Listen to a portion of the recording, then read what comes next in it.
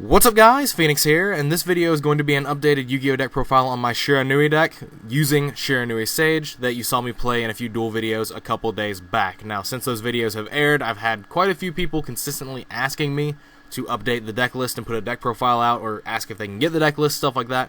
So I figured I would just go ahead and do a deck profile video so that it's there for anyone to see now and in the foreseeable future. Now, the only people that have consistently seen this deck list beforehand have been the people that frequent my live streams, because I've been playing this deck kind of off and on, kind of religiously though. Like, my last live stream was literally me going back and forth between this and Super Quantums for the entirety of the live stream, based off what people wanted me to play next and stuff like that.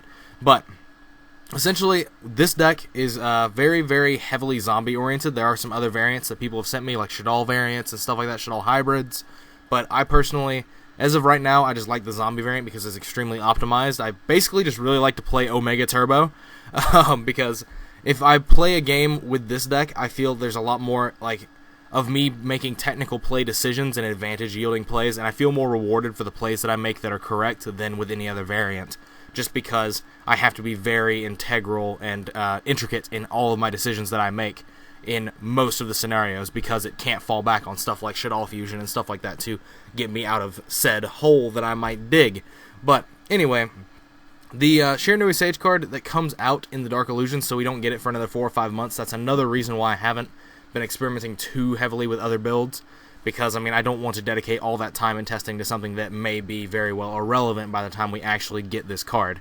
But zombie support in general will stay pretty vanilla and pretty lax and won't get touched around that much between now and then, so that's why I prefer this build in general. But anyway, deck list is triple Shiranui Sage, triple Shiranui Spirit Master, 1 Shiranui Samurai, 1 Shiranui Smith, and 2 Shiranui Spectral Swords for the 10-card Shiranui main deck lineup. For the zombies, triple Unizombie, triple Mizuki, triple Goblin Zombie, and 1 Zombie Master. I do like playing triple Goblin Zombie because, I mean, turn 1, sometimes your best play will be set Goblin Zombie, but if you can back that up with a Swallow Slash, then you will be in a very good position, because that will basically be resolving a +2, and you'll also be getting access to your Sage, which is the most important card in the deck. This entire deck is built to get to Sage, in case you didn't understand. But the last 2 monsters are 2 copies of Summoner Monk, which has a really cool purpose in this deck specifically that it's never had in any past zombie iteration because of Sage's existence. Summoner Monk plus Spell gets Sage out, Sage gets Unizombie, Unizombie sends Mizuki, and then you can make Omega without even using the Mizuki. So then, based off what your other hand resources are, you can potentially make another Omega, stuff like that. You can, at very worst, you can just put another zombie on the board to have Omega plus a live Swallow Slash. And that's very good considering you're going to be putting back the Mizuki. Every time you put back the Mizuki off Omega, it's a +1. If it makes it back to your next turn, so there's that to consider. But for the spell cards, triple Upstart Goblin, only 1 Book of Life. I started testing this card at 3. It's just been slowly pulling itself back down to 1, and at one point I had it cut, but I mean, it's nice as a one-of, I guess. It's better than the other option that would be in its place, which is Gold Sark. I mean, Gold Sark is the other card that I was considering running, but it just doesn't come up that much in very favorable positions, and Book of Life just seems a bit better in terms of top deck status and all that. But it's kind of dead against Pendulum matchups because their monsters don't go to grave very often, and against Cosmos, if they have cards that are in grave, then you're going to be turning their Cosmo Town into more of a live resource pool, because the graveyard is where they lose their resources, stuff like that. So I still am not a huge fan of the card, but I figured it was better than the alternative, which is Gold Sark, which would have been in its place.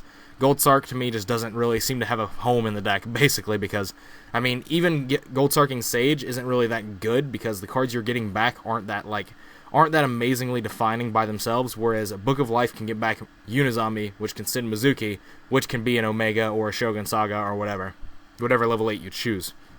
And there's just kind of that as my thought process. But anyway, 1 Soul Charge, 1 Burial from a different dimension, 1 Foolish Burial, and 1 Raigeki for the rest of the one-ofs, and 2 copies of Instant Fusion in the main. And then for the traps, triple Shiranui style Swallow Slash, 1 Traptrix Trap Hole Nightmare, and 1 Bottomless for the Rafflesia, and then double Solemn Strike and 1 Solemn Warning for the last of the 7 trap card lineup.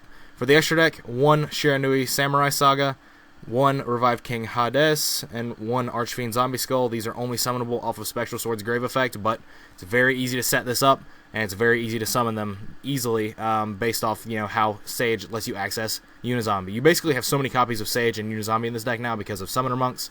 Summoner Monk, the Sage itself, so there's 5. Goblin Zombie gets Sage, so that's 8. and then the Unizombie itself, which is 11, so that's an additional 3 copies. So there's all these different things that come into play. So you have so many different ways to actually get to this card. That's actually kind of insane. But anyway, for the level 7s, 1 Black Rose and 1 Yazi. I didn't really find anything better to run than Yazi. I was running Clearwing for a while, but there were times when I just want something that was untargetable and could just spot removal some things. So Yazi just kind of fit that bill. Triple Omega, because like I said, I like to play Omega Turbo. I like to put as many of these on the field as much as possible to keep resetting Mizukis. Like I said, every time you reset 1 Mizuki, it's a +1.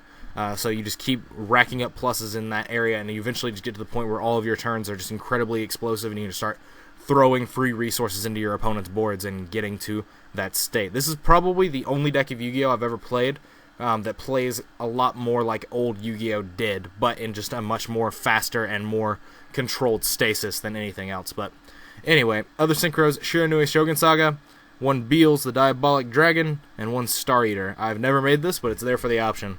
Just in case I need to get over something that's particularly large and that Shogun Saga wouldn't get over, but I've never made it. There's never been a point. But anyway, for the rank 4s that I run, I won 1 Rafflesia for the Bottomless and the Trap Tricks, 1 Abyss Dweller, and 1 Castel. Pretty much everything else just kind of deals with things in its own way. These are just kind of the best rank 4s I felt like were worth running. And then 1 Norden for the Instant Fusion targets. Don't pay attention to the side deck. I mean, this is basically just all other cards that I was considering running, like multiple copies of these. I was running this originally at one point, and it gets better with Sage, but I still don't think it's really worth it after testing, because, I mean, sure, you can bring back 2 off Sage if this is on the board, but the issue is that I have with it is that, like, it's just a blank. I thought it was really good. In a vacuum, it's really good, but in testing, it's just kind of really not. But anyway, yeah, that's basically just the gist of this entire deck. I do make tweaks and changes to it basically every day, every time I play it. Just because I really enjoy it. Like I said already, this is one of the only decks I've played in a long time that plays by old Yu-Gi-Oh! Standards. By old Yu-Gi-Oh! I mean like 2010 to 2012 period.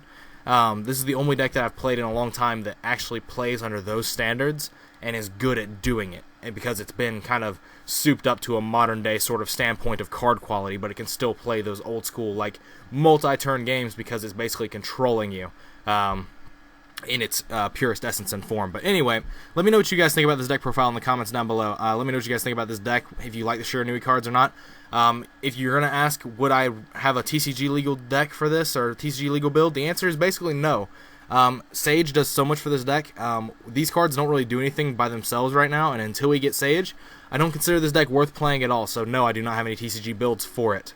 You could do it to just be fun, but it's basically just a zombie deck with like 5 Shiranui cards splashed into it, instead of it being a full-fledged Shiranui deck at this stage that it's currently at. Without Sage, the whole strategy just kind of falls apart, so there's that to consider. But like I said, let me know what you guys think in the comments down below. Any questions, comments, concerns, definitely ask them. I'll do my best to address them if it's something that I can answer, or if it's something anyone else can answer, they'll also chime in. There are plenty of people that have been watching my live streams that are frequent commenters on my videos that would know the same kind of thought process that I'm going with this deck, and are also very well versed with the things that this deck can do, or theorems for this deck. So definitely don't be a stranger in that regard. But anyway, as always, guys, thanks for watching. Like, comment, subscribe, do all the nonsense you usually do. Check out the links in the description to my Facebook pages, my Twitch channel if you want to follow that and get notified when I go on live streams, and my Twitch Alerts donation link if you want to donate directly to me to help support me in getting some new computer equipment.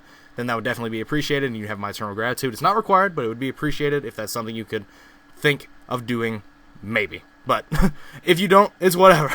It's literally whatever. But otherwise, if you want to connect with me, chat with me, definitely check out the Facebook links. If you want to suggest decks for me to play, send it to the Facebook fan page. But other than that, that is all for this video.